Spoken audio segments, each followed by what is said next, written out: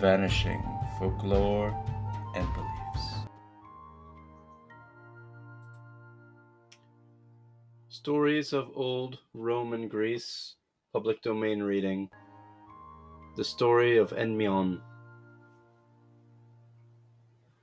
The chaste Diana was not only a famous huntress, but she was goddess of the moon as well.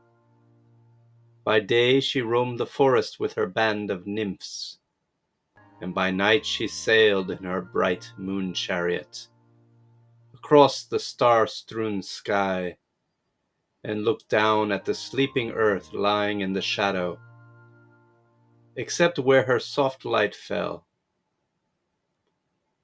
As soon as Apollo had driven his tired foam-flecked horses within the western gates and twilight had begun to creep over the hills, Diana mounted her silver chariot drawn by milk-white steeds and started on her nightly journey. During the first few hours of her ride, the friendly twilight kept a faint glow in the heavens, and the road lay plain before her. But as night came on and the blackness deepened, her horses might have wandered from their accustomed path, had not the stars wakened from their daydreaming, and come out in great luminous clusters to light the goddess on her way. Though the journey was all the same, night after night, Diana never wearied of her course, or found the sleeping earth less lovely as it unfolded hour by hour before her eyes. One evening, as she looked down upon the quiet scene, she saw the form of a shepherd boy lying upon a grassy hilltop, where the moonlight shone full upon his upturned face. Diana was not susceptible to love, but when she saw Endymion sleeping, she marveled at his beauty and felt a strange longing to be near him.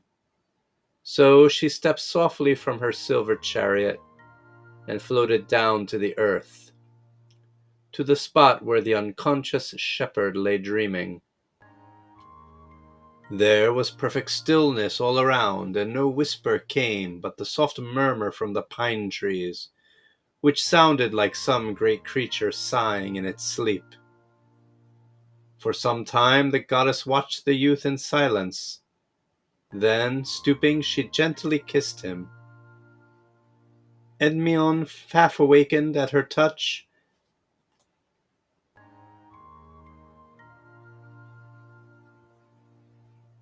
and looked sleepily around, bewildered by the radiance that seemed to be enfolding him in this unearthly light. But in a moment the glory had faded away, and there was only the deep blueness of the night all about him. For Diana, frightened at her own boldness, had hurried back to her silver chariot, and had sped away into the darkness.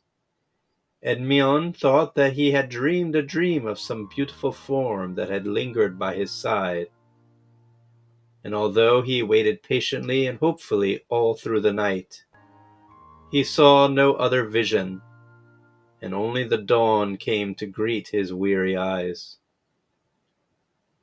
The next night Diana drove her milk-white horses impatiently and often randomly, until the quiet stars, as they watched her restless course, wondered and felt half afraid.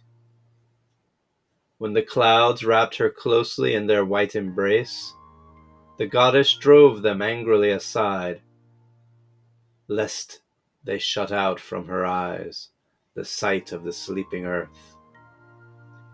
At last she drew near the hillside where Endymion lay, and on seeing him there, Diana gilded again from her silver car, and stood beside his unconscious form.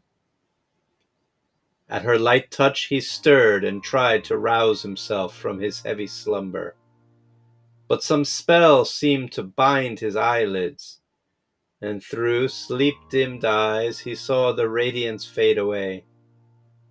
Night after night he felt the presence of that bright being whom his eyes so longed to behold, but only in his dreams could he see her face or touch her floating garments that passed by him like the rustle of the night wind.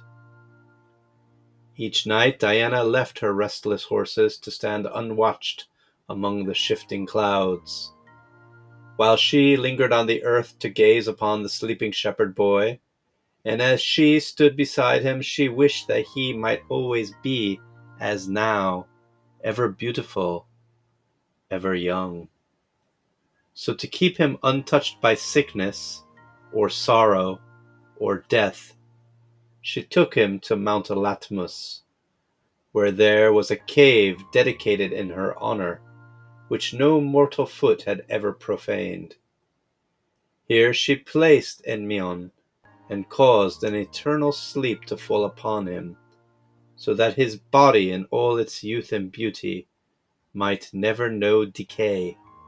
And every night, when her long journey was ended, and the watchful stars had withdrawn their shining, Diana hastened to the lonely cave of Mount Atmos, there to linger beside Endymion, sleeping, and touch him with a kiss that could not waken.